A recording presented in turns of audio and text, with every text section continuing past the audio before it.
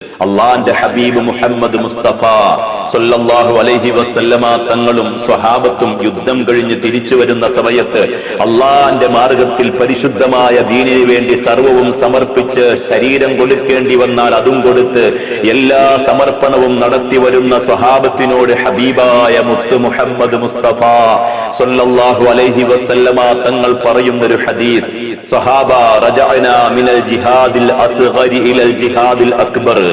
സ്വഹാബത്തെ, നമ്മൾ ചെറിയ യുദ്ധം കഴിഞ്ഞ് വലിയ യുദ്ധത്തിലേക്ക് മടങ്ങുകയാണ്. സ്വഹാബത്ത് അത്ഭുതപ്പെട്ടു പോയി. കാരണം അവരെ സംബന്ധിച്ചിടത്തോളം കഴിഞ്ഞു വന്ന യുദ്ധം വലുതാണ്. പടവാളും പടക്കോപ്പും പടയങ്കിയുമെല്ലാം സ്വരൂപിച്ചുകൊണ്ട് പരിശുദ്ധമായ ദീനിനു വേണ്ടി പടക്കളത്തിലേക്ക് ഇറങ്ങിയിട്ട് ശത്രുവിനോട് മല്ലടിച്ചുകൊണ്ട് ശരീരം കൊടുത്ത് തല കൊടുത്ത് രക്തം ചീന്തി അള്ളാന്റെ മാർഗത്തിൽ സർവവും സമർപ്പിച്ചു വന്ന സ്വഹാബത്ത് അത് കേട്ടപ്പോൾ അത്ഭുതപ്പെട്ടു പോയി. പടച്ചവനെ, ഇനി എന്താണ് വലിയ യുദ്ധം വരാനിരിക്കുന്നത്? ഖാലൂ, സ്വഹാബത്ത് ചോദിച്ചു, വമൽ ജിഹാദുൽ അക്ബർ യാ റസൂലല്ലാഹ്. അള്ളാന്റെ പ്രവാചകരെ, എന്താണ് വലിയ യുദ്ധം എന്നാൽ ഞങ്ങൾക്ക് മനസ്സിലായിട്ടില്ല ഹബീബേ. മുത്തുനബി സല്ലല്ലാഹു അലൈഹി വസല്ലമ തങ്ങൾ ആ സമയത്ത് പറഞ്ഞ മറുപടിയുണ്ട്. ചെറുപ്പക്കാരെ, സഹോദരന്മാരെ, അൽ ജിഹാദുൽ അക്ബർ ജിഹാദുൻ നഫ്സ്. സ്വഹാബ, ജിഹാദുൽ അക്ബർ എന്നാൽ വലിയ യുദ്ധമെന്നാൽ സ്വശരീരത്തോട് നടത്തുന്ന യുദ്ധമാ സ്വഹാബ. മുഹമ്മദ് മുസ്തഫ സല്ലല്ലാഹു അലൈഹി വസല്ലം സ്വന്തം ശരീരത്തോട് നടത്തുന്ന യുദ്ധമാണ്. സ്വന്തം ശരീരത്തിനെതിരിൽ നടത്തുന്ന യുദ്ധമാണ്. ശരീരം പല തെറ്റുകളെയും വശീകരിച്ചുകൊണ്ടേയിരിക്കും. ശരീരത്തിൽ പല തെറ്റുകളും കുമിഞ്ഞുകൂടി കിടക്കും. കിബർ, റിയാ, ഉജ്ബ്, ഹിർസ്, അമല്, ഹസദ്, ബിദ്അത്ത്, ശഹ്വത്ത് അടക്കം മാരകമായ പല തെറ്റുകളും ശരീരത്തിൽ കുമിഞ്ഞുകൂടി കിടക്കുന്ന അവസ്ഥ. ആ ഒരവസ്ഥയെ നാം അഭിമുഖീകരിക്കുമ്പോൾ അതിനെതിരെ ആ ഒരു അവസ്ഥയെ നാം അഭിമുഖീകരിക്കുമ്പോൾ അതിനെതിരെ ശാന്തിയില്ല സമരം നടത്തിയാലാണ് സ്വഹാബത്തെ വിജയിക്കാൻ സാധിക്കുമെന്ന് മുഹമ്മദ് മുസ്തഫ സല്ലല്ലാഹു അലൈഹി വസല്ലമ തങ്ങൾ തന്റെ പ്രിയപ്പെട്ട സ്വഹാബത്തിനോട് പറയുകയാ. എന്റെ പ്രിയമുള്ള സഹോദരന്മാരെ, നാം ഇവിടെ ചിന്തിക്കണം.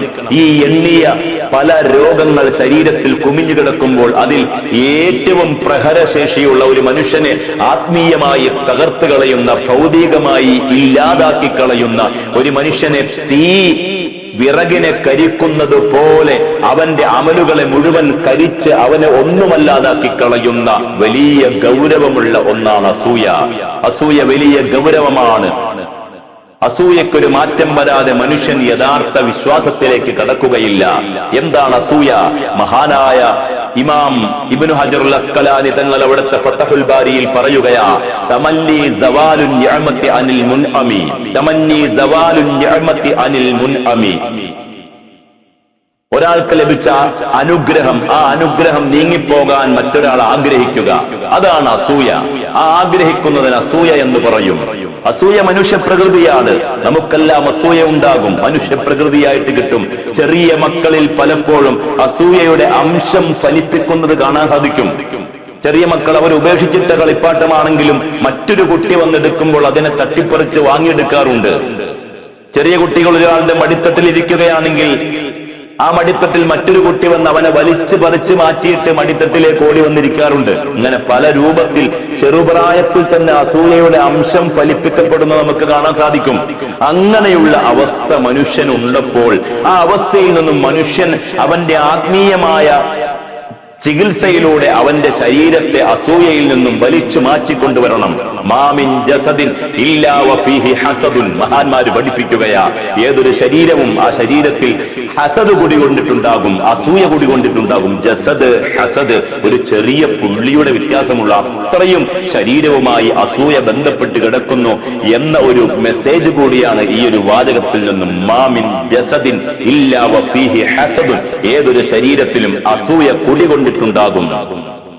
പ്രിയമുള്ളവരെ, അള്ളാന്റെ ഹബീബ് മുഹമ്മദ് മുസ്തഫ സല്ലല്ലാഹു അലൈഹി വസല്ലമ തങ്ങൾ പഠിപ്പിക്കുകയാ, സലാത്തുൽ ലാസിമാത്തുൽ ലി ഉമ്മത്തി.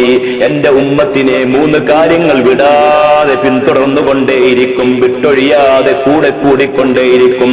ഒന്നാമത് അള്ളാന്റെ ഹബീബ് പഠിപ്പിക്കുന്നു, അത്തീറ, പക്ഷിശാസ്ത്രം നോക്കലാണ്. എന്റെ ഉമ്മമാര്, സഹോദരന്മാര്, പക്ഷിശാസ്ത്രം നോക്കുക എന്നുള്ളത് വളരെ ഗൗരവമാണ്. ഭാവിയെക്കുറിച്ച് അറിയാൻ വേണ്ടി പക്ഷികളെ കൊണ്ട് നടത്തുന്ന ചില പ്രക്രിയകൾ, അതിനെ അവലംബിക്കൽ അള്ളാന്റെ ഹബീബ് 1400 വർഷം മുമ്പ് നിരോധിച്ചിട്ടുള്ള, ഹറാമാക്കിയിട്ടുള്ള കാര്യമാണ്. അതുകൊണ്ട് മറ്റേതെങ്കിലും മതസ്ഥർ അവരുടെ വിശ്വാസത്തിന്റെ ഭാഗമായി ഇത് നടത്തുന്നുണ്ടെങ്കിൽ അതിൽ പോയി തലവെച്ചു കൊടുക്കൽ ഒരു വിശ്വാസിക്ക് യോജിച്ചതല്ല. അവന്റെ ഈമാനിനെ പലപ്പോഴും ക്ഷതമേൽപ്പിക്കുന്ന കാര്യമാണിതെന്ന് എന്റെ സഹോദരന്മാര് ചിന്തിക്കണം. രണ്ടാമത് അല്ലാഹുവിന്റെ റസൂല് സ്വല്ലല്ലാഹു അലൈഹി വസല്ലമ തങ്ങൾ പറയുകയാ, അൽ ഹസദു ഹസദാണ്. രണ്ടാമതെന്റെ സമുദായത്തെ വിടാതെ പിന്തുടർന്നു കൊണ്ടിരിക്കുന്ന ഒരു സ്വഭാവമാണ് അൽ ഹസദു, അസൂയ. മറ്റൊരാളോട് അസൂയ തോന്നുക, മറ്റൊരാളോട് അസൂയ വെച്ച് പുലർത്തുക, അതെന്റെ സമുദായത്തിനുണ്ടാകുമെന്ന് മുഹമ്മദ് മുസ്തഫ സല്ലല്ലാഹു അലൈഹി വസല്ലമ തങ്ങൾ പഠിപ്പിക്കുകയാണ്. അതുകൊണ്ട് ചെറുപ്പക്കാരാ, അസൂയ എന്നുള്ളത് നമ്മുടെ ജീവിതത്തിൽ ഉണ്ടാകാൻ പാടില്ല. ഉമ്മമാരെ, മറ്റൊരാളുടെ അനുഗ്രഹം നീങ്ങിപ്പോകാൻ ആഗ്രഹിക്കുന്നത് യഥാർത്ഥ മുസ്ലിമിന്റെ സ്വഭാവമല്ല. അതുകൊണ്ട് നാം അസൂയയുണ്ടോ, നമ്മുടെ അസൂയയുള്ള സ്വഭാവത്തെ തിരുത്തി കുറിക്കണം. മൂന്നാമത് അള്ളാന്റെ ഹബീബ് മുത്തു റസൂലുള്ളാഹി സ്വല്ലല്ലാഹു അലൈഹി വസല്ലമ തങ്ങൾ പറഞ്ഞു, വസൂഉൽ ളന്ന, മറ്റൊരാളെ കുറിച്ചുള്ള തെറ്റുദ്ധാരണ, അത് എന്റെ ഉമ്മത്തിന് വിടാതെ പിന്തുടർന്നു കൊണ്ടിരിക്കുമെന്ന് സ്വാദിഖുൽ മസ്ദൂഖ് മുഹമ്മദ് മുസ്തഫ സല്ലല്ലാഹു അലൈഹി വസല്ലം. ഈ മൂന്ന് സ്വഭാവങ്ങൾ എന്റെ സമുദായത്തെ വിടാതെ പിന്തുടർന്നുകൊണ്ടേയിരിക്കും. അസൂയ, ഈ അസൂയ അത് വരും, തിരുത്തണം, ഇല്ലെങ്കിൽ ആപത്താണ്, വലിയ ദുരന്തമായിരിക്കും ഫലം. സലാത്തുൻ ലാ യുസ്തജാബു ലഹും, മൂന്ന് വിഭാഗം, ആ മൂന്ന് വിഭാഗത്തിന് അല്ലാഹു തആല ഇജാബത്ത് നൽകുകയില്ല, പ്രാർത്ഥനയ്ക്ക് പ്രത്യുത്തരം നൽകുകയില്ല. മഹാന്മാര് പഠിപ്പിക്കുന്നു, ഒന്നാമത് ആക്കിലുൽ ഹറാം, ഹറാമിനെ തിന്നുന്നവരാണ്. ഹറാം ഭക്ഷിക്കുന്നവർക്ക് അല്ലാഹു തആല ഇജാബത്ത് നൽകുകയില്ല. വസ്വാഹിബുൽ ഗൈബ, രണ്ടാമത് ഗൈബത്ത് പറയുന്നവരാണ്. മറ്റുള്ളവരുടെ കുറ്റവും കുറവുകളും പറഞ്ഞുകൊണ്ട് ആസ്വദിക്കുന്നവർ, അത് പറയാൻ വേണ്ടി സമയം കണ്ടെത്തുന്നവർ, തനിക്കുള്ള കുറ്റങ്ങളും കുറവുകളും എല്ലാം മാറ്റിവെച്ചിട്ടാ, തനിക്കുള്ള കുറ്റങ്ങളെ കുറിച്ചുള്ള ഒരു ചിന്തയും അവന്റെ ജീവിതത്തിലില്ല. അങ്ങനെ മറ്റുള്ളവരുടെ കുറ്റം പറയുന്നവർക്ക് അല്ലാഹു തആല പ്രാർത്ഥനയ്ക്ക് പ്രത്യുത്തരം നൽകുകയില്ലെന്ന് മഹാന്മാര് പഠിപ്പിക്കുകയാ. മൂന്നാമത് വൽ ഹാസിദു, മൂന്നാമത് ഹാസിദാണ്, അസൂയ വയ്ക്കുന്നവനാ. അസൂയ വയ്ക്കുന്നവൻ അല്ലാഹു തആല ഇജാബത്ത് നൽകുകയില്ല എന്ന് മഹാന്മാര് പഠിപ്പിക്കുകയാണ്. വയുഗ്ലഖു ബാബു തൗഫീഖ്, അവനെ തൗഫീഖിന്റെ വാതിൽ അവൻ അടയ്ക്കപ്പെടും. വയുൻഹാ അനിൽ ഹസനാത്തി, അവനെ നന്മയെ തൊട്ട് അകറ്റപ്പെടുന്നതാണ്, അവനെ നന്മയെ തൊട്ട് അകറ്റപ്പെടുന്നതാണ്. അവന് തൗഫീഖിന്, അവന് നന്മയുടെ മാർഗത്തിലേക്കുള്ള വാതിലുകളെല്ലാം അടയ്ക്കപ്പെടുമെന്ന് മഹാന്മാര് പഠിപ്പിക്കുകയാ. ഏതൊരു ശത്രുതയും നീങ്ങും സഹോദരന്മാരെ, സാധ്യത നീങ്ങാൻ ഉണ്ട്. ഏതൊരു ശത്രുതയും, സമ്പത്തിന്റെ മേൽ അടിപിടി ഉണ്ടാക്കിയതോ കുടുംബപരമായ എന്തെങ്കിലും പ്രശ്നങ്ങൾ മൂലമുണ്ടായതോ ആയ പല പല ശത്രുതകളും നീങ്ങാം. പക്ഷേ അസൂയ മൂലം വന്നിട്ടുള്ള ശത്രുത നീങ്ങാൻ കുറച്ച് പ്രയാസമാണ്. മഹാനായ ഇസ്മാഈൽ റളിയല്ലാഹു അൻഹു പറയുന്നതായി ഇമാം ബൈഹഖി റളിയല്ലാഹു അൻഹു ശുഅബുൽ ഈമാനിൽ പറയുന്നുണ്ട്, കുല്ലുൽ അദാവത്തി കത്തുർജാ ഇമാതതുഹാ ഇല്ലാ അദാവത്തു മൻ ആദാക ബിൽ ഹസദി. ഏതൊരു ശത്രുതയും അത് നീങ്ങും, അതിനൊരറ്റമുണ്ടെന്ന് നമുക്ക് പ്രതീക്ഷിക്കപ്പെടാം. എന്നാൽ നിന്നോട് ആരെങ്കിലും അസൂയ മൂലം ശത്രുത വച്ചിട്ടുണ്ടെങ്കിൽ മോനെ, അത് നീങ്ങാൻ പാടാണെന്ന് മഹാന്മാര് പഠിപ്പിക്കുകയാണ്. അസൂയ നമ്മിലുണ്ടോ എന്ന് പോലും നമുക്കറിയൂല. നാം ഒരു ബിസിനസ്സുകാരനാണെങ്കിൽ നമ്മുടെ ബിസിനസിനെ പോലെ മറ്റൊരാളും ബിസിനസ് നടത്തുന്നുണ്ട് തൊട്ടടുത്ത്. അയാളുടെ ബിസിനസ് പൊളിഞ്ഞപ്പോൾ നമുക്ക് എന്തെങ്കിലും ഹൃദയത്തിൽ ചെറിയ സന്തോഷത്തിന് വകുപ്പായിട്ടുണ്ടെങ്കിൽ നമുക്ക് അസൂയയുണ്ട് എന്നതിന്റെ അടയാളമാണ്. പെങ്ങളെ, നിന്റെ അയൽവാസിയുടെ സ്വർണം നഷ്ടപ്പെട്ടപ്പോ നിനക്കതിന്റെ പേരിൽ സന്തോഷം തോന്നിയിട്ടുണ്ടെങ്കിൽ നിനക്ക് അസൂയ ഉണ്ട് എന്നാണ് അതിന്റെ അർത്ഥം. സഹോദരന്മാരെ, ഇതുപോലെ ഏതൊരു വിഷയമെടുത്താലും ഓട്ടോ ഓടിക്കുന്നവൻ തന്റെ സഹോദരന് ഓട്ടോയുണ്ട്, അവൻ ഓടിക്കുന്ന സമയത്ത് അവൻ അപകടം പറ്റി, നമുക്ക് സന്തോഷമായി, കാരണം നമ്മേക്കാൾ കൂടുതൽ ഓട്ടം അവനായിരുന്നു, നമുക്ക് സന്തോഷം തോന്നിപ്പോയി. അസൂയ ഉണ്ട് എന്നതിന്റെ അടയാളമാണ്. പണ്ഡിതന്മാർക്ക് പണ്ഡിതന്മാരോട് അസൂയ, തങ്ങന്മാർക്ക് തങ്ങന്മാരോട് അസൂയ.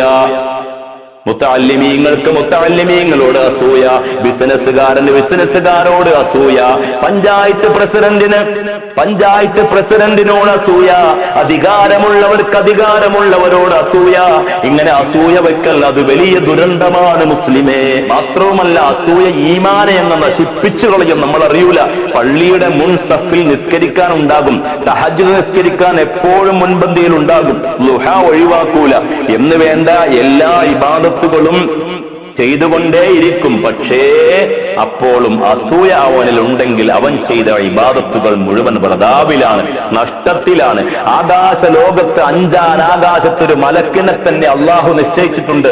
നമ്മുടെ അമലുകൾ അഞ്ചാനാകാശത്തേക്ക് ഉയർത്തപ്പെടുന്ന സമയത്ത് അസൂയയുമായി കൂടിക്കലർന്നിട്ടുണ്ടെങ്കിൽ ആ അമലുകൾ സ്വീകരിക്കാതെ തള്ളിക്കളയും. ആരുടെ മേലാണോ അസൂയ വെച്ചത് അയാളിലേക്ക് ആ അമലിന്റെ പ്രതിഫലം മടക്കപ്പെടുമെന്ന് മഹാന്മാർ പഠിപ്പിക്കുകയാണ്. അത്ര വലിയ പ്രതിസന്ധിയും പ്രശ്നവും നിറഞ്ഞതാണ് അസൂയ. അള്ളാഹു നമ്മെ കാത്തുരക്ഷിക്കുമാറാകട്ടെ. മുത്ത് മുഹമ്മദ് മുസ്തഫ സല്ലല്ലാഹു അലൈഹി വസല്ലമ തങ്ങൾ പറയുകയാണ്, ഇന്ന ബനി ഇസ്രായീല തഫറഖത അലാ 72 മില്ല വതഫ്തരിഖു ഉമ്മതി അലാ 73 മില്ല കുല്ലുഹും ഫിന്നാർ ഇല്ലാ മില്ലതൻ വാഹിദ ഖാലൂ മൻ ഹിയ യാ റസൂലല്ലാഹ് ഖാല മാ അന അലൈഹി വഅസ്ഹാബി. അല്ലാഹുവിന്റെ റസൂൽ മുഹമ്മദ് മുസ്തഫ സല്ലല്ലാഹു അലൈഹി വസല്ലമ തങ്ങൾ പറയുകയാ, ബനൂ ഇസ്രായേലികൾ 72 വിഭാഗമായി വിഭിന്നിച്ചിട്ടുണ്ട്. എന്റെ സമുദായം 73 വിഭാഗമായി ഭിന്നിക്കുമെന്ന് മുഹമ്മദ് മുസ്തഫ സല്ലല്ലാഹു അലൈഹി വസല്ലമ തങ്ങൾ പറയുകയാണ്. സ്വഹാബത്തിനോട് ഇത് പറയുകയാണ്.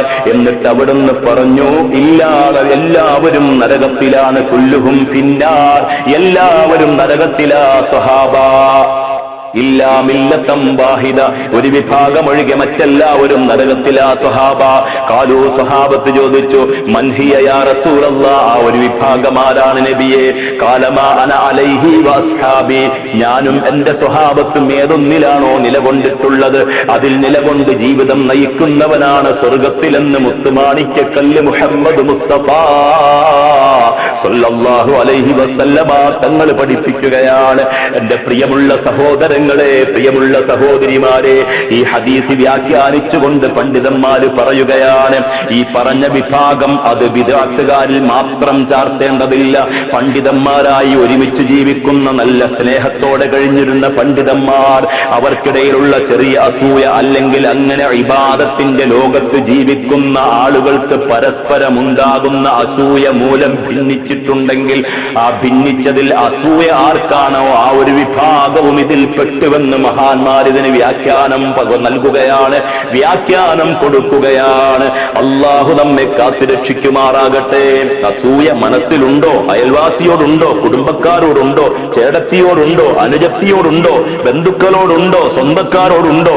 അതെല്ലാം മാറ്റിവെച്ചുകൊണ്ട് അസൂയയില്ലാത്ത ഹൃദയത്തെ പടുത്തുയർത്തിയില്ലെങ്കിൽ തീർച്ചയായിട്ടും വലിയ നാശത്തിന്റെ പടുക്കുഴിയിലേക്ക് പ്രിയമുള്ള ചെറുപ്പക്കാരാ, സഹോദരാ, സഹോദരിമാരെ നാം പെട്ടുപോകും എന്ന വിഷയത്തിൽ യാതൊരു സംശയവുമില്ല. അള്ളാഹു കാത്തുരക്ഷിക്കുമാറാകട്ടെ. ഞാൻ ചുരുക്കുകയാണ്. സ്വർഗത്തിലെ ആദ്യ പുറത്താവൽ എങ്ങനെയാ സഹോദരങ്ങളെ? ആലോചിച്ചിട്ടുണ്ടോ? സ്വർഗത്തിലെ ആദ്യ പുറത്താവൽ അല്ലാഹു തആല മഹാനായ ആദം നബി അലൈഹിസ്സലാത്തു വസ്സലാമിന്റെ ശരീരം റൂഹ് ഊതുന്നതിന് മുമ്പ് ശരീരം മാത്രം പടച്ച് ആ ശരീരം സ്വർഗത്തിൽ 40 വർഷം ഒരു മൂലയിൽ വെച്ചപ്പോൾ അസൂയ തോന്നി. ആർക്കാ? ഇബ്ലീസിന് അസൂയ തോന്നിപ്പോയി. ഇബ്ലീസിന് അസൂയ തോന്നി. എന്നിട്ടോ ഇബ്ലീസ് പലപ്പോഴും പല രൂപത്തിലും ആ ശരീരത്തിന്റെ അടുക്കൽ വന്നിട്ട് പ്രശ്നമുണ്ടാക്കിയിട്ടുണ്ട്. ഒരിക്കൽ ഇബ്ലീസ് ആദം നബി അലൈഹിസ്സലാമിന്റെ ആ ശരീരത്തിലേക്ക് തുപ്പി. ആ തുപ്പിയ സ്ഥലത്ത് നിന്നും മണ്ണെടുത്ത് മാറ്റി. ഇന്നും അതിന്റെ അടയാളം പൊക്കിളായിട്ട് നമ്മുടെ വയറിൽ കാണാം. ഇബ്ലീസ് തുപ്പിയ മണ്ണെടുത്ത് മാറ്റിയതാണ്. പ്രിയമുള്ളവരെ, ആദം നബി അലൈഹിസ്സലാത്തു വസ്സലാമിനെ പടച്ചപ്പോ അള്ളാഹു പടച്ചത് ഇഷ്ടപ്പെടാതെ ആദം നബി അലൈഹിസ്സലാമിനോട് അസൂയ മൂത്ത് അവസാനം അസൂയ കിബ്റായി മാറി. ആദം നബി അലൈഹിസ്സലാമിന് അള്ളാഹു സുജൂദ് ചെയ്യാൻ വേണ്ടി കൽപ്പിച്ച സമയത്ത് അള്ളാഹുവിനോട് ഇബ്ലീസ് പറഞ്ഞ മറുപടിയാണ്, അള്ളാഹുവേ, എനിക്ക് കഴിയില്ല സുജൂദ് ചെയ്യാൻ. ഖലഖതനീ മിൻ നാർ വ ഖലഖതഹു മിൻ തീൻ. അള്ളാഹുവേ, നീ ആ മനുഷ്യനെ പടച്ചത് നീ തീ മണ്ണുകൊണ്ടാണ്, എന്നെ പടച്ചത് തീ കൊണ്ടാണ് പടച്ചവനെ, അതുകൊണ്ട് നിന്നെ സുജൂദ് നിന്റെ ആ അടിമയ്ക്ക് സുജൂദ് ചെയ്യാൻ എനിക്ക് കഴിയില്ലെന്ന് ആദം നബി അലൈഹിസ്സലാമിന് സുജൂദ് ചെയ്യാതിരിക്കാനുള്ള കാരണം വിശദീകരിക്കുമ്പോ, എന്റെ പ്രിയമുള്ളവരെ, അസൂയയാണ് അവസാനം കിബ്റിലേക്ക് കൊണ്ടെത്തിച്ചത്. അവസാനം അയാൾ കാഫിരീങ്ങളിൽ പെട്ടുപോയി, അയാൾ കാഫിറായി പോയി എന്ന് പരിശുദ്ധമായ ഖുർആനിലൂടെ അള്ളാഹു ഈ ലോകത്തോട് പഠിപ്പിച്ചു തരുന്നുവെങ്കിൽ, അസൂയ മൂത്തി കിബറായി, കിബർ മൂത്തിട്ട് അവസാനം കുഫ്രിയത്തിലേക്ക്, ഇസ്ലാമിന്റെ ബൗണ്ടറിക്ക് പുറത്തേക്ക് പോകേണ്ട സാഹചര്യം വന്നുപോയെങ്കിൽ, എന്റെ പ്രിയമുള്ളവരെ, അസൂയ എന്ന മാരകമായ രോഗത്തെ നിസാരവൽക്കരിച്ച് കണ്ടാൽ, പടച്ചവന്റെ കോടതിയിലേക്ക് ചെല്ലുമ്പോ മുസ്ലിം എന്നുള്ള അടയാളം പോലും നഷ്ടപ്പെട്ടുകൊണ്ട് അള്ളാഹുവിന്റെ നരകമാകുന്ന ആ വലിയ പ്രതിസന്ധിയുടെ, തീയിന്റെ ശിക്ഷയുടെ, അദാബിന്റെ, തേളുകളുടെ, പാമ്പുകളുടെ, മറ്റ് പല വലിയ വലിയ ശിക്ഷകളുടെ എല്ലാം സങ്കേതത്തിലേക്ക് പോകേണ്ട സാഹചര്യം നമുക്ക് വരുമെന്നത് മറന്നുകൂടാ.